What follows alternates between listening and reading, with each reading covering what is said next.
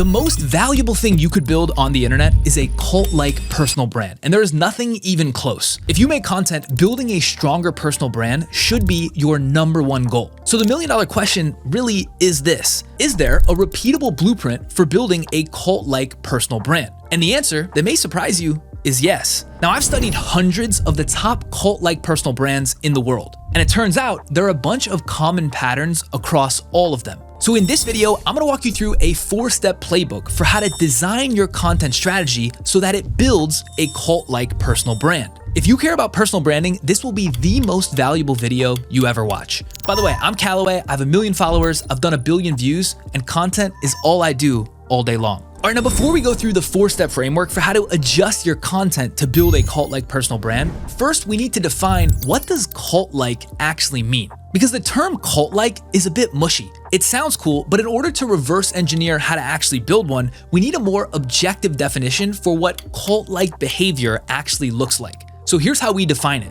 There are 3 main differences between a regular personal brand and a cult-like one. And these differences really are variations in behavior. Cult fans just behave differently than regular ones, and that's why cult-like brands grow so fast and drive so much revenue. So in order for us to actually build a cult-like audience, we first need to figure out what are the behaviors that a cult-like fan actually exhibits. So then we can make content that drives those behaviors. Now for each of these differences, as I described them, assume we have 2 fans in a room. They're twins, exact clones of each other. On one side, you've got a regular fan of a normal personal brand. And on the other side, you've got a cult fan of a cult-like personal brand. So let's break down those 3 behavior differences between the fans so that we can really understand what cult-like behavior actually looks like. Okay, now the first main difference is what I call some versus all. And this refers to what percentage of your content does the fan watch and how aggressively do they pursue going to watch it. With a regular personal brand, a casual fan falls into the some category. And this means they watch some of what you put out. I like to think of this type of content consumption as defensive. They're letting the content come to them. Now with a cult fan and a cult-like personal brand, the consumption patterns are completely different because they are consuming all of your content. You are appointment television for them. Saturdays at 11 a.m., they do not miss. They go on offense to seek your stuff out and are willing to go down a rabbit hole in order to find it. They know your inside jokes, they watch every minute of what you say. You see the difference? Some versus all. Cult-like brands have fans that watch and consume every single thing you do. And I like to think of this as a proxy for depth of fandom. Cult-like personal brands are just way deeper with their cult fans than regular personal brands are with theirs. Okay, so that's the first big behavior difference, some versus all. And I'm telling you, once we get through all 3 of these behavior differences, it will be like a light bulb moment for you in understanding what cult-like behavior actually looks like. All right, now the second big behavior difference is watch versus share. And this really is the biggest reason for why cult-like personal brands seem to grow so fast and be everywhere compared to normal personal brands. With a regular personal brand, a casual fan will just watch the content. They may give you a little bit of a longer leash when they're watching. They might hang on for an extra second to see what you have to say, but their primary action is to watch and then bounce. With a cult-like personal brand, a cult fan is actively looking for reasons to both watch and share your content with others. They want to go on offense to help amplify you. They like you so much that they want to help you grow, spread your messages, and share the secret that you exist to others. And this share rate is the #1 reason why cult-like personal brands seem to grow so much faster than regular ones. If there was a K factor or a viral score potential of your personal brand growth, it would be because of this dynamic, the watch versus share. And this concept really applies to the breadth and reach potential of your personal brand. So the first concept we covered was depth. This one is breadth. Okay, so that's the second big behavior difference. One group just watches, the other one watches and shares. Okay, now the third big behavior difference between a regular fan and a cult fan is think versus buy. And this really is where the conversion and monetizability of your personal brand comes in. With a regular personal brand, a casual fan will see some piece of content, come across an offer or product that you're selling, and then think about whether or not that product or offer is for them. In other words, they're thinking, not buying. And they're spending time thinking not because they don't have the problem that your product or offer can solve, but because they aren't sure if they trust you enough that your solution will solve their problem. With a cult-like personal brand, a cult fan will typically just buy immediately. And this is a result of them already having max trust in you and commitment to your ability to deliver value to them. In other words, they don't think, they just buy because they already trust you so much. So think of this third piece, this third behavior difference, as the monetization potential of your personal brand. So now we've covered all three aspects: some versus all, which is the depth potential; watch versus share, which is the breadth or reach potential; and think versus buy, which is the monetization potential. Those are the three core behavior differences between a regular fan and a cult fan. So what does all this really mean, and how does it help us adjust our content strategy to build the cult-like personal brand that we want? What this really means is that in order to build a cult-like personal brand, the behavior of your viewers and what your content needs to drive is to create someone that consumes all of your stuff, watches, comments, and shares, and is willing to buy immediately anything that you sell. Those are the variables or fan behavior attributes that we need to be true in order to convert a regular viewer into a cult-like fan. Now, if you want to build a cult-like personal brand, all you have to do is create that behavior change at scale for as many people as possible. Okay, so that was part one. We wouldn't be able to do the content strategy until we were clear on what the behavior change needed to be. Now we know. We need people that want to watch everything we make, share everything we make, and buy everything we make. And yeah, that sounds obvious, but understanding that is really important to the whole picture. Okay, so now from here, the big question is this: is there a way to engineer the content we make to drive that behavior change? Of course there is, or else I wouldn't be making this video. There are 4 things you have to do to your content that when you do them will create this behavior transfer way more often. But before I go through that 4-step framework, I just want to quickly define the difference between the 2 types of cult fandom and which one you're actually going for. Hearing this will make you feel less anxious, I promise. There are 2 types of cult fandom: peak fandom and category fandom. Peak fandom means you are a person's #1 favorite creator or personal brand in the world, period. Across all categories, you are their #1. Think of someone like Drake or Taylor Swift or Steve Jobs. There are people in the world that those people are their absolute #1 favorites, bar none. Now, I know that Taylor Swift is a huge Kallaway fan, so Taylor, when you watch this video, just ignore this next part that I'm about to say. But for everyone else that is not named Taylor Swift, you are not going for peak fandom. You're going for category fandom. Category fandom means that you are a person's favorite creator or personal brand in a specific category. So for example, I am a cult fan of Childish Gambino for music. I'm also a cult fan of David Senra for podcast. I'm also a cult fan of Tiger Woods for golf. For you, if you're watching this and your name is not Taylor Swift, presumably you're building a business through content. So all you need to do to build a cult-like personal brand is be #1 in a category in the viewer's mind. And the reason category fandom works is because humans see the world in topic category buckets, almost like folders in their brain. And they make room to be cult fans of different people in different categories. They can hold top fandom across all those buckets. So you're almost better off being first in a niche category than being 3rd, 4th, or 5th in the overall ranking in someone's mind. And this is because when people have specific pain points, they often go to the topic folder in their brain, remember who they think of as their favorite in that category, and then seek those people out proactively. So if you want to build a cult-like personal brand that actually prints money for your business, all you have to do is be the top #1 favorite person they think of in that specific category, and you win. So let me just give you a specific example of this delineation in practice. I'm going to use myself and my personal brand so it makes more sense. The space or category that I'm playing in is content strategy and content marketing. Specifically, right now with video content, short form video for social media, long form video on YouTube. That is all I do. It's a specific narrow slice on purpose. Because my only goal to try to build this cult-like personal brand fast is to become your #1 favorite creator or personal brand for that category, video content. Now, if I am your #1 favorite creator or personal brand across every category, amazing, you're a true diehard fan. But there are not going to be that many of you because when you open it up to peak fandom, I'm now competing with Tom Brady, Kendrick Lamar, Jennifer Aniston. There are just so many people that are excelling in all different types of domains. It's hard for me to top the rank of that leaderboard in your mind. But when it comes to my category, video content, content strategy, social media, I'm trying to be the #1 most valuable or most helpful person that you think of immediately. And the more people that have me, Kallaway, as the #1 person they think of for this video content problem set, the bigger and deeper my cult personal brand will be. And why does it become more cult-like? Because when I'm #1 in that category, people will seek out my stuff, watch all of it, share it with their friends, and buy anything that I sell. And those are the 3 behaviors we needed to drive to create cult-like fans. Okay, so hopefully all that made sense. We're not going for peak fandom, we're going for category fandom. And it's an important distinction to make because if you can define your category more clearly, it becomes easier for people to know which folder to put you in. This is why personal branding around a word or a topic is so valuable. Okay, so let's just recap where we've been so far before I go through the 4-step framework for how to actually shift your content to make all this work. So far, we've covered two main things. First, we broke down what a cult-like personal brand actually means. What is cult-like behavior and the 3 differences between regular viewers and cult-like ones. Then we talked about the difference between peak fandom and category fandom and why what you're going for if you're a business owner trying to build a business online is category fandom, which makes it easier as long as you define your category. Okay, so now the third piece, and probably the one you wanted most, are the 4 tactical shifts that you can make to your content and to your content strategy to help facilitate those behaviors. In other words, how do I make my content in a way that more people become cult fans quicker?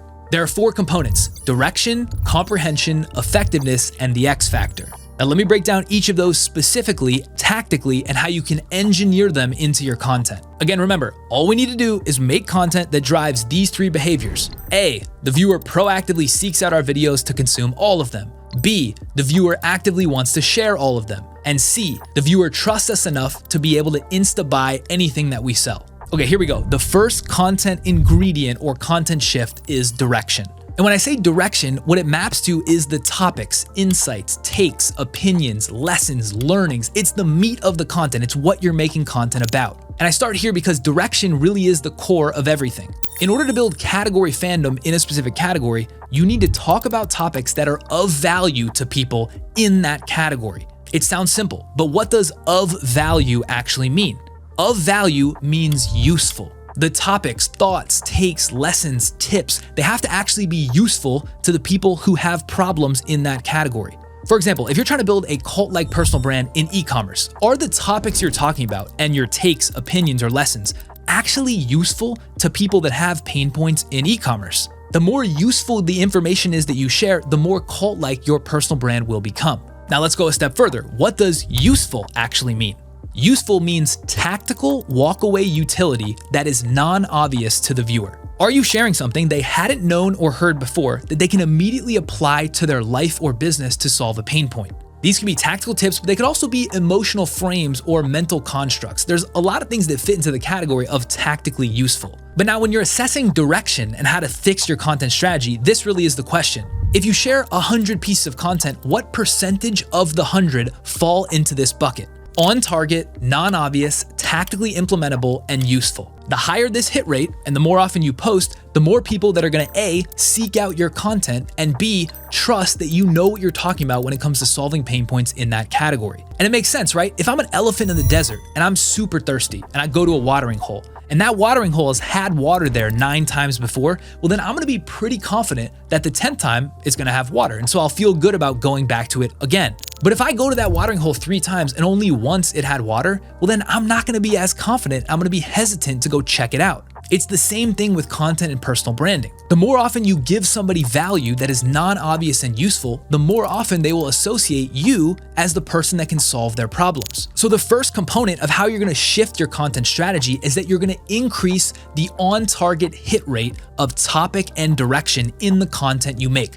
A higher percentage. I call this value density. You want the quantity of the value content you make to be higher. How valuable or useful is everything you make, and how often can you make things? That's all that matters. The more often you do this, the faster you will build a habit in the viewer's mind that they can trust you are a person of value, and the quicker you will build that cult fandom. All right, now the second component of how to shift your content to build a cult-like personal brand is comprehension. And what I mean by comprehension is the degree to which your messaging actually sticks in the viewer's mind. Are they actually understanding what you're saying, or are they just a glazed over water sack staring at the screen? It's kind of ridiculous to even say this, but most people are watching content and not actually absorbing what is being said. They're not understanding the words. Air is being blown through the speakers, hitting their ears and face, but nothing is happening in their brain to process the meaning of the words. And when this happens, you can be on target, directionally useful, valuable as much as you want, but if nothing sticks, it's just coming in one ear and out the other. So component number 2 in how to adjust your content to increase this cult-like personal brand stickiness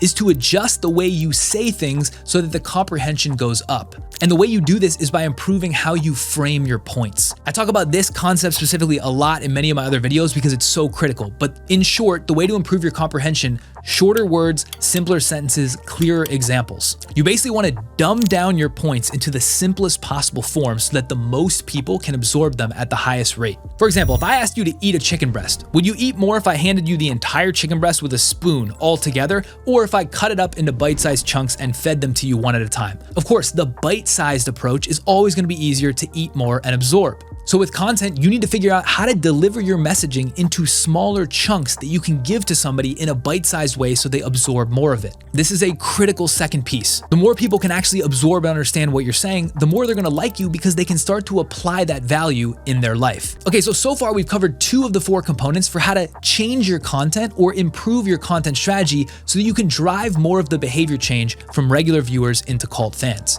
The third component is effectiveness. And the good news is this one is pretty simple. At this point, the viewer has now watched all of your content and absorbed all of it at a high rate.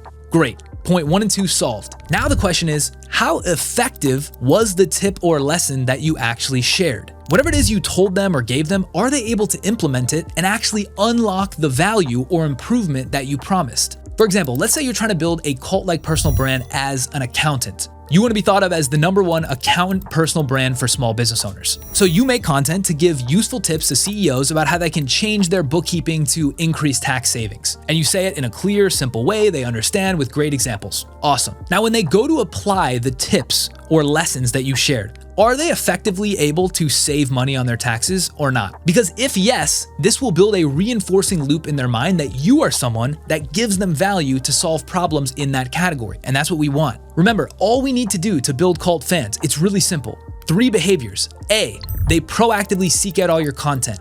B, they want to share your content with others. And C, they trust you enough to insta-buy anything you sell. If the things you tell them to do actually do work, they're gonna watch everything you put out, they're gonna share it with all of their colleagues and friends, and they're gonna insta-buy anything you sell that promises a bigger result. So effectiveness is a critical piece in this equation. The things you say have to actually work to help them solve their pain points. And when I'm talking about this, it can seem like I'm only talking to educational style creators. This applies to everything. If you're a musician and the product is the music and the promise is how it will make them feel, does it actually make them feel the way they want or not, right? That's the equivalent to a non-educational business-focused content example. Okay, now the fourth and last content shift is what is gonna get a lot of you nodding your head. And this is probably what you thought of or what you envisioned when I said cult-like personal brand. So far, we've covered direction, comprehension, and effectiveness. And a lot of this has to do with the topics you're talking about and how well the person can understand what you're saying and apply them in their own life. If you make content just following those 3 things at a high volume consistently for a long time,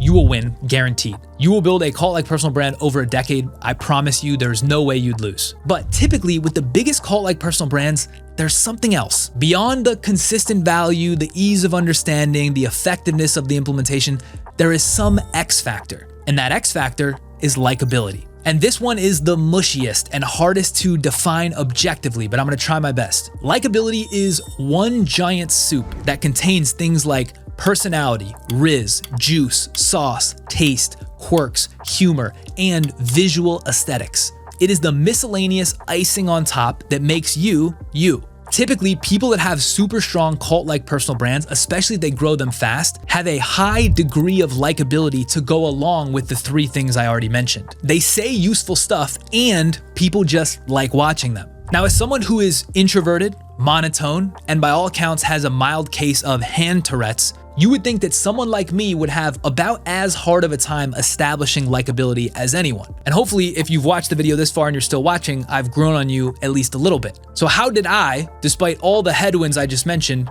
build some level of likability? I'll tell you, and hopefully this will serve as more of an objective formula for how you can take inputs and improve your likability. There are 3 things that go into likability when it comes to content. If you want to increase yours and level up the X factor, try to do these 3 things. The first one is your look. I don't care what anyone says. The visual packaging, the aesthetics, the way you look, the vibe visually, it matters. It 100% matters when it comes to building a cult-like personal brand. And it matters not because I have a black background and golden lights. That's not what is the answer. It matters because I look different than what you would expect to see in this category. And I look different in a positive way. And that difference is registering in the subconscious brain of the viewer. You don't know why you like this look, but you like it. And the reason you like it is because it's different than what you typically see for this type of category. There's a reason that most traditional salespeople wear suits, despite how uncomfortable they are. And the reason is because wearing a suit looks different than a schmuck in a hoodie selling something door to door. The psychology holds the same.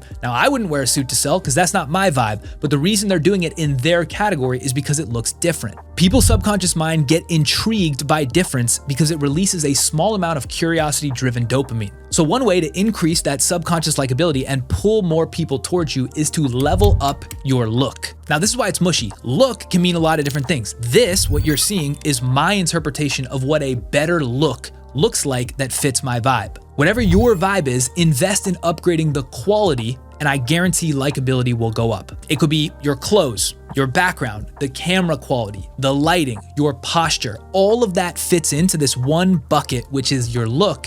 Increasing the look will increase likability. Now, I will say this, your look alone will not get you to a cult-like personal brand. And the other two aspects of likability that I'm about to go through matter more than look, but I started with look because it's one that you can visually see and it's easier to change overnight. Okay, the second factor in how to increase likability is confidence. And what really is confidence? You can hear in my voice that I know what I'm talking about. Not in a cocky way, but in a I'd hate to go against that guy because he really knows his shit way. And that confidence comes from the fact that I actually do know what I'm doing. When you have a stable level of consistent confidence, your aura and likability goes up. It just draws people towards you because they trust you more. Now, to have this type of confidence, you can either be a con artist or actually know what you're talking about. I recommend the latter. So if you want your confidence to go up and improve that likability through confidence in your content, spend more time actually mastering the skill or the topics that you're talking about. You really shouldn't be building a personal brand around some topic unless you have a deep foundational knowledge set of that topic. So that makes it easy because when you've spent more hours than most people on it, it's easy to be confident because you do know what you're talking about.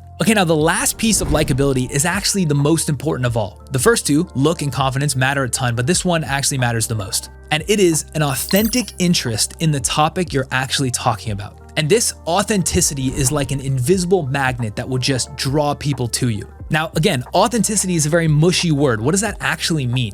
What it means is that you act the same way alone that you do on camera and that you would in a group of people in public. So an authentic interest in the topic means that you would be spending time on this topic whether someone was watching or not. For me, I am obsessed with business. I love storytelling, I love psychology, I love explaining things to people. You can tell this is not an act, I actually like this. My look, my vibe, my confidence, my delivery, this is who I am 24/7. It's not a character, it's actually me. And when you're able to fully surrender into an unapologetic version of how you actually are, whether the lights are on or off, it makes it way easier to signal that you have an authentic interest in the topic, and it will draw people to you. So those are the three ways you can increase likability as an X factor. And again, these are a little bit less objective. I try my best to break things down into variables that you can actually change. So those are the three things I would try to change to increase my likability. My look, which you can change quickly, my confidence, which only comes from a long time of proof, and then my authentic interest in the topic, which hopefully you already have. Now to zoom back all the way out. Over the last 10 minutes, we just covered the 4 content shifts, the ways you want to change your content strategy to drive more cult-like fans. And the reason those 4 things, direction, comprehension, effectiveness, and likability, help drive more cult-like fans is because when you do those things, people want to watch your content more, share your content more, and want to buy from you more. You're exuding more value that they actually understand, that they can implement, and that they enjoyed watching. When you do those 4 things, people will gravitate towards you. They will become cult fans. If you can do that at scale, you build a cult-like personal brand. Now, this is important. If I were to make a pie chart of those 4 factors, it would look something like this. Direction is 30%. Comprehension is 40%. If they don't actually understand what you're saying, the direction doesn't actually matter. Effectiveness is 20%, and likability is 10%, the icing on top. All you have to do is make content that satisfies those 4 things as I've explained them, consistently, at a high volume for a couple years, and you will build a #1 category cult-like personal brand in whatever category you want. Just follow this formula, this playbook, and it'll work. It's very simple, but it's a lot of hard work executed consistently over time. And if you study all the great personal brands, this is the exact same thing they did as well. All right, guys, that's all I've got for this video. As a recap, we covered a ton of ground in this one. I hope it was clear. I tried my best to take things that are abstract and break them down into variables that you can actually execute. So please leave a comment and let me know if this was clear or if you didn't really like it. This is a summary of the video, 3 main sections. First, we broke down the core behavior differences between a regular personal brand and a cult-like one. And as a reminder, those 3 differences were A, cult fans will seek out all your content to watch it. B, cult fans will actively share all your content with others. And C, cult fans trust you more and will insta-buy anything you sell. So mapping out those behaviors was super helpful to figure out what types of content we need to make to drive those behaviors to get people to become cult fans. Second, we quickly explained the difference between peak fandom and category fandom. And if you're watching this and you're a business owner, how you're pretty much going for category fandom makes it way easier. Except you, Taylor, keep going for peak fandom. Third, I walked through that 4-step framework for how to actually shift your content and content strategy so you can build more of that cult-like behavior faster and grow yourself into a cult-like personal brand. And those 4 components, of course, were direction, comprehension, effectiveness, and likability, the X factor. The truth is, all you have to do is make content across those 4 attributes at a high volume consistently for a long time, and in 12 to 24 months, you should have a cult-like personal brand in any category. It really is that simple. It just takes a lot of consistent work. And as always, guys, if you're a business owner and you're trying to improve your content, you want to grow your business faster, you know content's the way to do it, that's why I made this channel. So make sure to subscribe. And also, if you're not already a member of Wavy World, it's my free community for entrepreneurs. You should be. There's 27,000 people in there. We've got trainings, playbooks, lessons, tips, all sorts of stuff. People are in there helping each other, doing content reviews. It's free. There's really no reason you shouldn't be in there unless you don't want to grow faster. So I've got an invite link for you below if you want to join. That's Wavy World. And until the next video, we will see you guys then. Peace.